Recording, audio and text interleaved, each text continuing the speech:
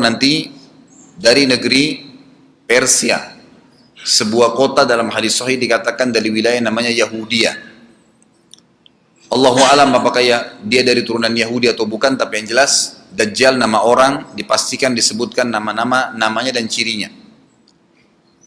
Dan dia akan diikuti dari wilayah Yahudiyah tadi di wilayah Khurasan, kalau sekarang wilayah Iran, negeri Iran sekarang. Diikuti dengan 70.000 dari orang-orang Yahudi Khurasan. Dia akan keluar membuat kerusakan selama 40 hari. Kata Nabi SAW, 40 hari itu sehari seperti setahun, sehari lagi yang kedua seperti sebulan, hari yang ketiga seperti sepekan, dan sisa harinya seperti hari kalian. Ulama hadis mengatakan yang dimaksud adalah sehari pertama seperti setahun, memang setahun maksudnya. Jadi Dajjal akan buat kerusakan setahun, 2 bulan, 2 pekan. Dia akan keliling muka bumi semuanya, dan kata Nabi SAW, seluruh bumi ini akan dimasuki oleh Dajjal. Tidak tertinggal satu lorong, gang, jangankan kota atau desa, kecuali Dajjal akan masuk ke dalamnya, kecuali Madinah dan Mekah. Tidak bisa dimasuki oleh Dajjal. Kata Nabi SAW dalam hadis sahih, karena di setiap pintu gerbang Mekah dan Madinah, malaikat menghenuskan pedangnya dan menghalau Dajjal sehingga Dajjal tidak bisa masuk. Ciri-ciri Dajjal disebutkan dalam banyak hadis yang sahih adalah mata kanannya yang paling pertama rusak seperti anggur kering. Kata Nabi SAW dalam hadis sahih, ketahuilah Dajjal buta mata kanannya dan Tuhan kalian tidak buta, karena dia akan mengaku sebagai Tuhan. Mungkin Bapak Ibu tanya, bagaimana bisa orang mau mengikuti dia? Karena dia diberikan kelebihan sama Allah SWT.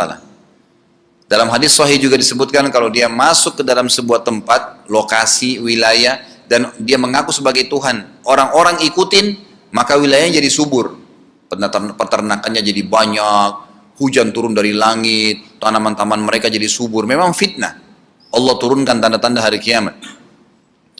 Kalau wilayah itu tidak beriman kepada dia sebagai Tuhan, maka jadi kering, tandus, cobaan dari Allah Subhanahu Wa Taala. Makanya kata Nabi SAW disebutkan cirinya Dajjal mata kanannya rusak dan seperti anggur yang rusak. Ya. Kemudian dia orangnya memiliki kulit yang kehitam-hitaman serta memiliki dahi yang lebar. Setiap orang beriman bisa membaca di dahinya tertulis 3 huruf kafara. Semua orang yang ngerti tulisan Arab, tidak ngerti tulisan Arab akan bisa tahu dan baca itu. Di dahinya tertulis naudzubillah kafara, kufur. Semua orang muslim, orang beriman bisa baca itu. Rambutnya keriting dan orangnya tinggi besar. Dia akan mengaku sebagai Tuhan dan Dajjal akan diikuti kata Nabi SAW dengan dengan gunung, bergunung-gunung makanan. Allahu alam maksudnya bergunung-gunung ini seperti apa, tapi Dajjal kemungkinan besar memiliki banyak sekali persiapan yang dia akan berikan kepada wilayah-wilayah yang beriman kepadanya. Kata Nabi SAW, kalau kalian dengar Dajjal keluar di satu lokasi, maka menghindarlah. Walaupun kalian harus lari ke gunung. Tapi kalau seseorang di antara kalian bertemu dengannya, maka kokohkanlah. Artinya, kuatkanlah iman kalian, walaupun kalian harus dibunuh. Dajjal ini memiliki di tangan kanannya api, kelihatan besar, Allahu alam di telapak tangan atau di sebelah kanan tubuhnya. Kemudian di sebelah kirinya itu memiliki air yang sejuk seperti sebuah lautan yang luas. Sebagian ulama hadis mengambil hadis ini dengan letter-letternya, artinya dia memang punya api yang sangat besar untuk menghukum orang-orang yang tidak beriman pada dia, dan dia memiliki sungai atau lautan yang luas, airnya sejuk dan dingin bagi orang yang ikut kepada dia.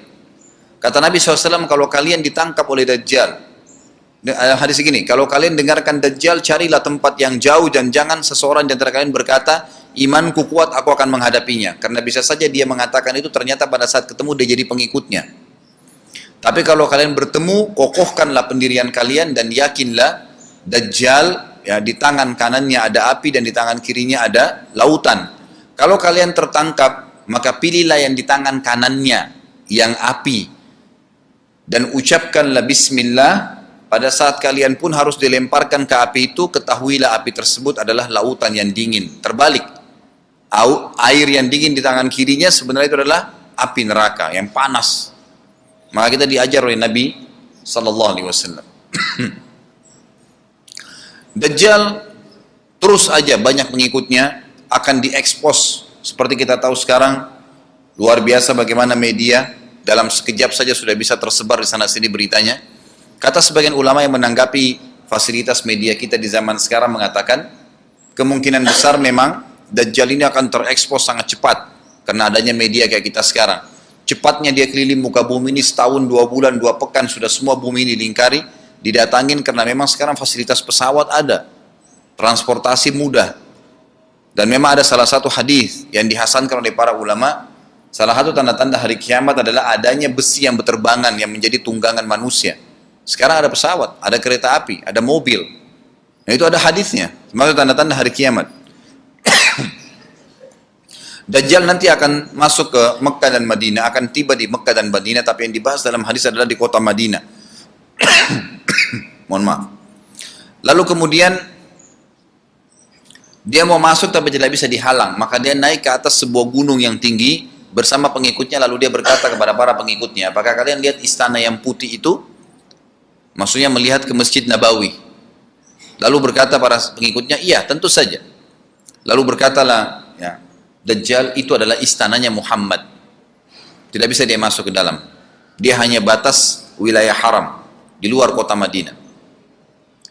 Maka kata Nabi SAW, Dajjal pun menepukkan telapak kakinya ke bumi di luar kota Madinah, maka terjadilah gempa di kota Madinah, dan keluar dengan gempaan tersebut semua orang yang munafik. Karena orang kafir nggak ada di Madinah. Semua orang yang di dalam hatinya ada sifat kemunafikan keluar dan jadi pengikutnya Dajjal karena goncangan itu. Dan tertinggallah di kota Madinah orang yang hatinya bersih imannya kepada Allah Subhanahu Wa Taala. Lalu kata Nabi SAW akan keluar dari kota Madinah nanti saat satu orang anak muda dengan hikmah Allah, dia keluar dan orang ini bersih hatinya dengan keimanan. Maka Dajjal pun menangkapnya. Lalu dia ingin mendemokan kemampuannya di depan para pengikutnya. Lalu kemudian Dajjal pun mengatakan kepada anak muda tersebut, saya Tuhanmu. Anak muda itu mengatakan, kau adalah Dajjal yang telah disampaikan oleh Nabi kami Muhammad SAW. Maka dia pun mengambil gergaji. Sebagian hadis lain menjelaskan alat yang tajam lalu membelah dua anak itu. Dari kepalanya dibelah sampai ke kemaluannya, terbelah dua kiri kanan. Lalu Dajjal lewat di tengah-tengahnya, demo sambil ya dilihat oleh para pengikutnya dan mereka bersorak-sorak. Lalu Dajjal mengatakan, bersatulah, bersatu kembali jasadnya. Kata Dajjal dalam hadis ini, apakah kau sudah yakin saya Tuhanmu? Anak muda itu mengatakan, saya bertambah yakin kalau kau adalah Dajjal yang disampaikan oleh Nabi SAW.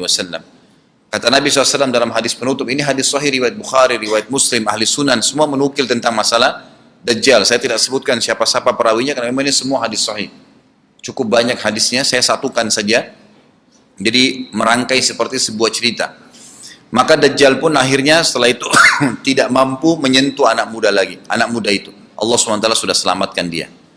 Ringkas cerita, Mekah sama Madinah cuma dia laluin, kemudian dia menuju ke Palestina. Pada saat tiba di Palestina, Dajjal sendiri tidak tahu kalau ajalnya sudah dekat.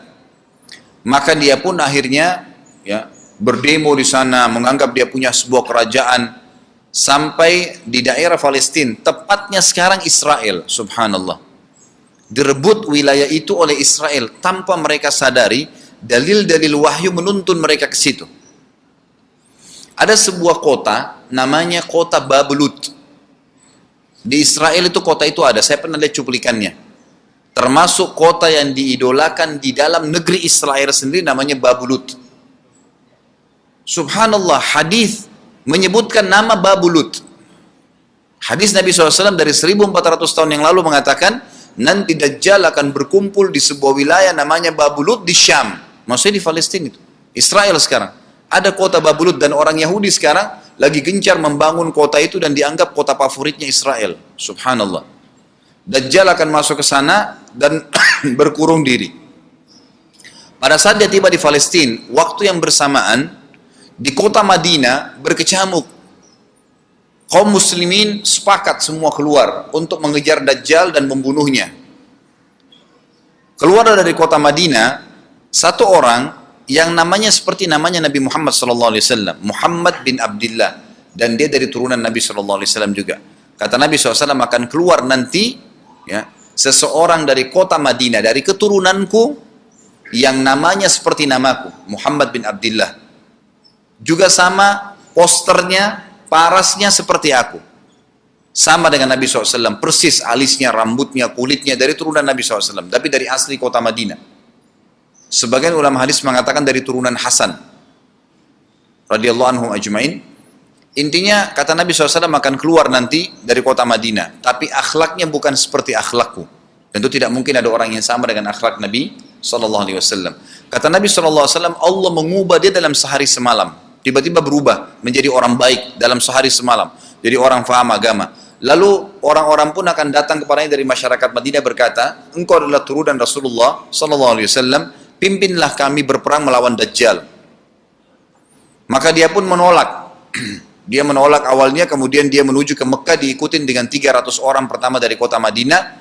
Sampai di Mekah, setelah selesai dia tawaf, maka seluruh muslimin menunjuknya sambil mengatakan, engkau harus memimpin kami. Dan orang ini punya julukan Mahdi, dikenal dengan Imam Mahdi. Inilah tanda-tanda kiamat yang kedua. Setelah Dajjal keluar, buat kerusakan di muka bumi tadi selama 40 hari itu atau setahun lebih, kemudian keluarlah tanda-tanda kiamat kedua pada saat dia sudah tiba di kota Babulut di Israel. Keluarlah si Mahdi ini. Pada saat dia tiba di Mekah, dibaiatlah oleh banyak kaum muslimin, tidak disebutkan jumlah pasukannya, maka terbentuklah pasukan jihad yang mengejar Dajjal menuju ke Palestina. Lalu keluar tanda-tanda kiamat 3, langsung berentetan semua. Makanya ulama mengatakan tanda-tanda kiamat kecil itu antara satu sama yang lain ada jarak-jaraknya. Tapi kalau tanda-tanda kiamat besar sekali datang, maka datang semua. Gitu kan. Walaupun memang ada masa, gitu kan, ada masanya. Tanda-tanda kiamat besar yang ketiga adalah pada saat pasukan Imam Mahdi dengan pasukan jihad itu tiba di Darul Baydha namanya, menara kota putih yang ada menara putihnya, dan itu sekarang di negeri Syam, tepatnya di Damaskus, ibu kota Syria. Sebagian ulama mengatakan Masjid Jami' Syam, karena memang menaranya berwarna putih. Hadis menyebutkan di menara itulah, di masjid itulah Imam Mahdi mampir sholat asar bersama pasukannya, dan sudah dekat Syam, negeri Syam, masuk di dalamnya wilayah itu adalah Israel, ya sekarang Palestina, kemudian Syria, dan ini masjid ada di Syria, di Damaskus. Pada saat itulah datang tanda-tanda kiamat besar yang ketiga, yaitu turunnya Nabi Isa alaihissalam. Kata Nabi SAW dalam hadis Bukhari, hadis Muslim, hadis Sahih semuanya, dikatakan Isa alaihissalam akan turun sambil memegang kedua sayapnya malaikat, dan dari rambutnya yang basah meneteskan air. Pegang sayap malaikat turun, dan semua muslimin waktu itu menyaksikan. Ya masih hidup zaman itu menyaksikan, dan ini wahyu, penyampaian, pasti terjadi. Maka dia pun turun, lalu kemudian dia masuk, dan orang-orang pada saat itu mengenalnya kalau dia adalah Isa, dan mereka sudah tahu ini masanya, turunnya, keluarnya Dajjal. Ini Mahdi sudah ada. Mereka tahu akan turun Isa. Sudah ada informasi, seperti saya sampaikan ke Bapak Ibu sekarang, itu mungkin muslimin di zaman itu sudah tahu semua. Maka Isa pun alaihissalam waktu itu dipersilakan oleh Mahdi untuk jadi imam, maka dia pun mengatakan tidak, imam dari kalangan kalian. Dan kata Nabi SAW, ini kemuliaan bagi umat ini, karena Nabi sholat di belakang umat ini. Semestinya kalau ada Nabi, pasti Nabi jadi imam, tidak mungkin digantikan oleh manusia biasa. Tapi waktu itu Imam Mahdi menjadi imam dan Nabi Isa sholat di belakangnya. Perlu anda tahu juga hadis Nabi SAW yang sahih yang berbunyi, kalau Musa dan Isa hidup di zaman aku sudah diutus, niscaya keduanya akan jadi pengikutku. Jadi memang kena kebenaran agama ini dibawa oleh Nabi SAW. Baik, sholatlah mereka, kemudian mereka menuju ke Palestina. 3 tanda-tanda kiamat sekaligus terjadi. Pada saat menuju ke Palestina, tiba di pintu gerbang Babulut. Dan di wilayah Babulut ini, kata Nabi SAW, nanti Isa akan masuk dan membunuh Dajjal. Dan setelah membunuh Dajjal, maka seluruh pengikut Dajjal dari kaum Yahudi akan bersebaran sembunyi di bawah batu dan pohon, di atas batu dan di bawah pohon.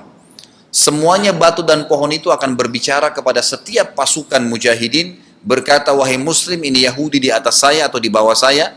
Batu bilang ini Yahudi yang sembunyi, yang pohon mengatakan, wahai muslim, ini Yahudi, bunuhlah dia. Maka dibunuhlah orang-orang Yahudi tersebut yang menjadi pengikut Dajjal oleh kaum muslimin. Kecuali satu pohon, namanya pohon Garqat. Pohon Garqat ini pohon yang daunnya kadang-kadang agak kering dan ada duri-duri, ya, batangnya ada durinya. Subhanallah, pohon ini dikenal dengan pohon Yahudi karena satu-satunya pohon yang tidak akan bicara nanti adalah pohon ini. Dan apakah Bapak Ibu sudah tahu sekarang pemerintah Israel besar-besaran menanam pohon itu? Subhanallah. Kalau Anda lihat di berita tentang apa yang sekarang ditanam di negeri Israel orang Yahudi, maka yang paling banyak adalah pohon Garqat. Bahkan cuplikan yang saya lihat tentang Babulut itu pohon Garqatnya sudah sangat besar-besar. Diameter sudah 3 meter, 4 meter ke atas. Mereka sangat tahu tentang hadis ini. Tapi memang orang Yahudi sebagaimana Ibnu Abbas katakan radhiyallahu anhuma, beliau mengatakan firman Allah SWT tafsirnya surah Al-Fatihah, ghairil maghdubi alaihim, bukan orang-orang yang kau murkahi ya Allah, ihdinas siratal mustaqim, tunjukkanlah kami jalan yang lurus, siratal ladzina an'amta alaihim, jalan orang-orang yang telah kau berikan petunjuk, maksudnya orang-orang yang beriman. Ghairil maghdubi alaihim, bukan orang yang kau murkahi. Kata sahabat Nabi Ibnu Abbas radhiyallahu anhu adalah orang-orang Yahudi. Allah murka sama mereka karena mereka tahu kebenaran tapi mereka tidak mau ikutin. Itu cirinya orang Yahudi. Bahkan Allah mengatakan tentang mereka terhadap Nabi SAW, ya'rifuna kama ya'rifuna abna'ahum. Mereka mengenal Muhammad SAW sebagaimana mereka mengenal anak-anak mereka sendiri. Jadi orang Yahudi tahu. Waladhdallin, dan bukan orang-orang yang sesat. Ini adalah kata Ibnu Abbas, orang-orang Nasrani. Mau nyebarin agama tapi mereka keliru. Agamanya yang Nabi Isa itu tidak wajib disebarkan di seluruh dunia. Tapi disebarin untuk Bani Israel. Karena Nabi Isa diutus untuk Bani Israel. Mereka mau berdakwah tapi salah. Ringkas cerita adalah Nabi Isa alaihissalam akhirnya tiba dengan pasukan mujahidin di depan pintu gerbang Babulut. Kemudian orang-orang Yahudi tidak kenal, tidak tahu Nabi Isa, tidak tahu tentang itu Mahdi. Mereka belum tahu ini.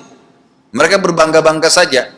Lalu mereka berkata kepada Dajjal, ada pasukan, segelintir pasukan yang mau menyerang kita. Dajjal mengatakan, bukakan pintu gerbang. Mereka tidak akan mampu melawan kita karena pasukannya mereka banyak memang. Maka Dajjal dengan sombongnya menunggu di depan pintu gerbang. Pada saat dibuka, Dajjal kaget melihat ada Isa alaihissalam. Dan pada saat itu kata Nabi SAW, Dajjal faham kalau sudah tiba ajalnya. Begitu melihat Isa alaihissalam, dia lari dan badannya sambil meleleh di depan para pengikutnya. Lalu Isa alaihissalam mengejarnya mengatakan, wahai musuh Allah, saatnya kau akan menemui ajalmu. Lalu ditusuklah dengan tombak emas di antara dua matanya, maksudnya di dahinya, ditusuk oleh Isa AS dan matilah Dajjal. Pada saat Dajjal mati, pengikutnya pada ketakutan semua. Mereka anggap Dajjal Tuhan, mereka anggap Dajjal orang yang perkasa lah, orang yang kebal lah, beragam macam kelebihan. Mereka kaget pada saat mati, maka bertebaranlah mereka dan akhirnya mereka sembunyi di bawah pohon dan batu, di atas batu. Kemudian seperti saya katakan tadi, hadis menjelaskan, batu dan pohon akan memberikan penjelasan, hai muslim ini Yahudi bunuhlah. Maka dibunuhlah pada saat itu mereka. Lalu Nabi Isa AS memimpin di muka bumi, dan kata Nabi SAW, pada saat itu Islam, agama Islam yang dibawa oleh Nabi SAW akan masuk ke semua rumah di muka bumi, gak tersisa. Satu dunia ini semuanya Islam. Hadis sahih, kata Nabi SAW, Islam akan masuk ke setiap rumah, bi'izzil aziz au bidhilli dhalil, dengan kemuliaan atau terhina. Yang tidak mau terima dibunuh. Enggak ada lagi penolakan terhadap Islam. Itu hadis sahih. Maka Nabi Isa alaihissalam memimpin pada saat itu, disebutkan dalam hadis 40 tahun dengan ketenangan menerapkan hukum Islam. Kata Nabi SAW, bagaimana awal umat ini bisa sesat sementara aku yang pimpin, dan bagaimana akhir umat ini bisa sesat sementara yang pimpin mereka Isa dengan menjalankan hukum-hukumku. Jadi Nabi Isa alaihissalam nanti menerapkan Al-Quran seperti yang kita lakukan, sholat segala ini sudah selesai, dikerjakan semua. Dan dalam hadis lain dikatakan Isa alaihissalam akan menghancurkan semua salib, membunuh semua babi. Enggak ada seekor babi pun hidup di muka bumi pada saat itu, semua salib dihancurkan. Dan yang menjadi tidak ada agama lain. Semua, Nasrani, Yahudi, Hindu, agama apa saja habis semuanya. Semuanya beriman kepada Allah subhanahu wa ta'ala dan menjadi muslim.